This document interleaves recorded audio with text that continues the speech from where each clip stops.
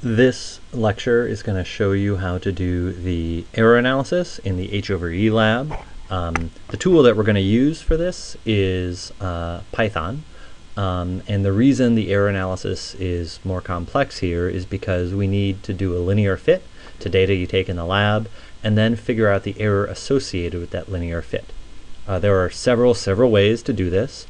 Using Python is one way. To be honest, using Excel or Logger Pro is another. However, Python has the advantage that it can be extended in many ways to far more sophisticated fitting processes. And so learning Python now is a way to prepare in the future for when you would need to use Python in a more sophisticated application.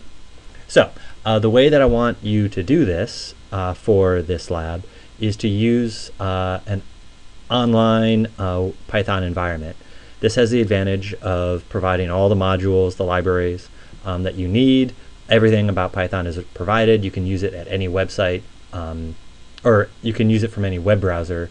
And you should start here with the website repl.it. You're going to have to log on, either creating a username or using your Facebook or Google account to establish an environment.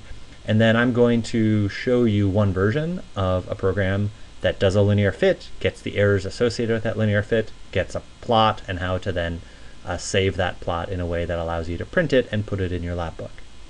Okay, so we start with a new Python program. So to start a new program, Python 3. So this the code goes in the left-hand side, and the results of that code mostly end up on the right-hand side. So we want to enter our data and use a couple of extra Python modules. I'm going to copy and paste the code in. So there are 3 libraries or modules that we need to use: NumPy, Matplotlib, and Math. You'll see that those words come up again later. We also need our data. The one way to enter the data is like this. So FREQ represents the frequencies of our measurements, and voltage represents the voltages that measured at those frequencies. So these are data that I took from a lab group, an earlier lab group. And so what this does is store these numbers in like a vector, an array, with the name frequency or voltage. So the first thing we want to do is fit a linear line to these data. That is, frequency is on the horizontal axis, voltage is on the vertical axis, and then we want to imagine fitting a best fit linear line through those data, and we want to get the error associated with that linear fit. The way to do that one way to do that in Python is using NumPy, the polyfit function. So the np.polyfit is a function. You give it the frequency values and the voltage values like so. The 1 here means a linear line. If you wanted a polynomial or like a second order, a quadratic, you would put 2 or whatever number you want. The COV equals true means that we want to output not just the results of the linear fit, but the errors associated with those fits. The linear fit information is stored in the word fit, and the errors associated are stored in the word errors. So for example, if we want to see what the values of the fit, that is the slope and y-intercept, we can do that. So I'll save the results, and then you run the results by clicking here. And as I promised, the output of the Python program appears in the right-hand side. So these 2 numbers represent, the first number is the slope of a best fit line, and the second number is the y-intercept of the best fit line. The physics in this lab concentrates on the slope. Now, as it turns out, what we want to calculate Planck's constant is to take this slope and multiply it by the charge of an electron in standard units.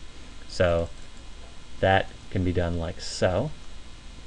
So to get the first number, we take fit and add in a bracket 0, end bracket, and that will represent the number 4.27 times 10 to the minus 15.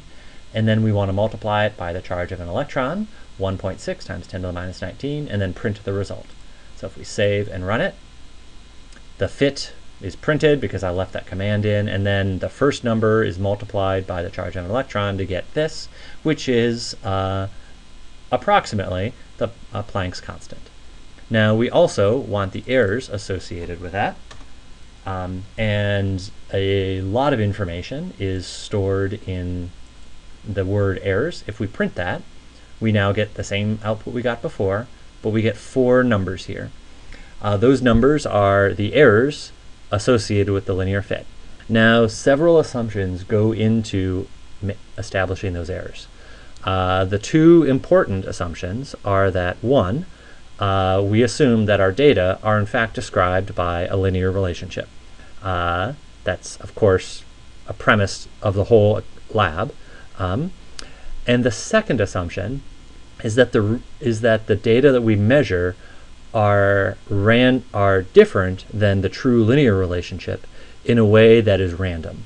That is, our voltages are randomly above or below the true linear relationship that nature somehow creates.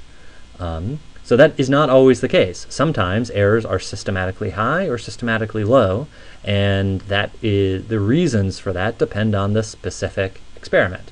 So you should always be asking yourself, is there a reason that my errors might be systematically high or systematically low? That is, my voltages. However, so this linear fit process assumes that the differences in voltage are randomly above or below. Okay, so the error that we care about is this first value. That is the error in the slope. And so we want to take that value and multiply it by the charge of an electron to get the error in Planck's constant. So if we again save and run it, we get the same output that we got before, but then we get one more additional number, which is the, charge of an electron. I forgot I added in the wrong code. Let me fix that. So the last number here is the error in the slope, or the error in Planck's constant. I should actually add one correction here. The first number here is technically, it's the variance in the slope, which is related to the error, but the most common way to discuss error is standard deviation or standard error. To get that, we have to take the square root of that highlighted number, and then to get Planck's constant, we have to then multiply by the charge of an electron. So what you see in this code here is math.square root is taking the square root of errors bracket 0, 0 represents the number 8.28 times 10 to the minus 32. And then I multiply by this charge of an electron to get the error associated with the Planck's constant measurement.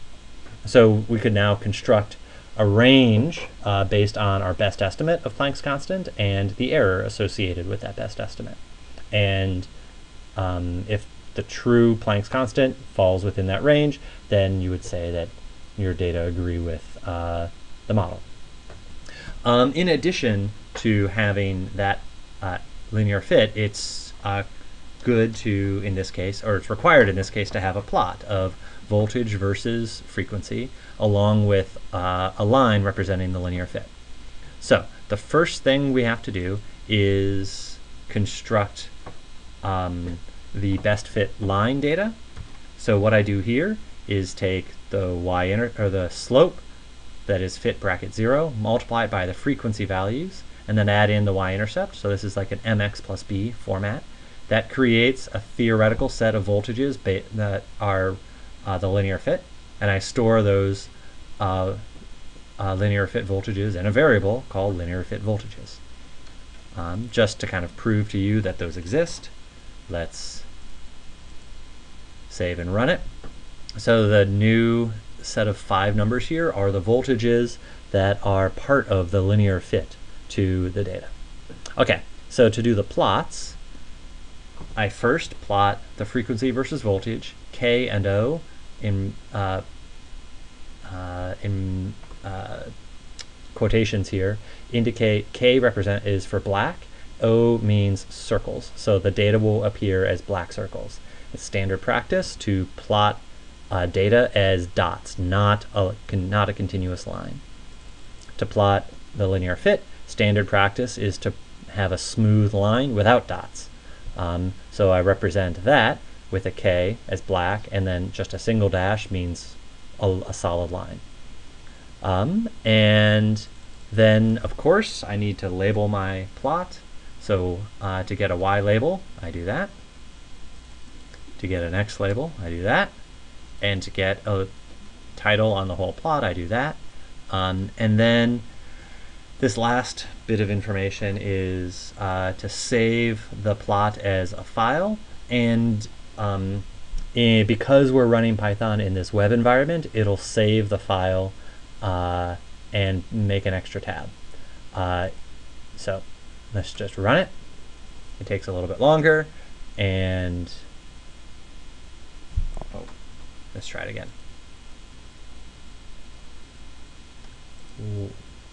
One more time.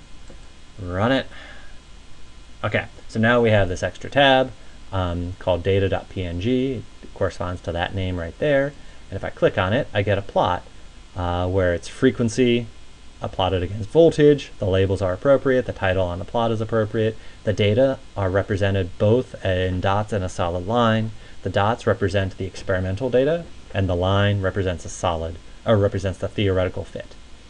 The only qualification here is notice the numbers on the horizontal axis are a little awkward. Frequencies here are really high numbers, 10 to the 14 about, and the way the numbering worked, the 5.5 here represents 5.5 times 10 to the 14, 7.5 times 10 to the 14, and that's done in this method. That's a semi-standard way, so it's fine.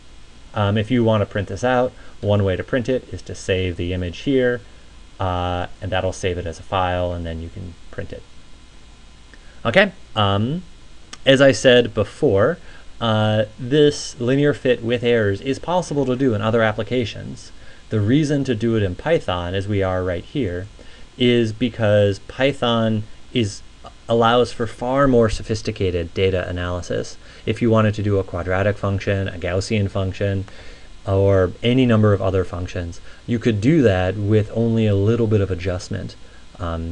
And so it's useful to learn that part of Python now before you have to do a more sophisticated data analysis. Let's stop there.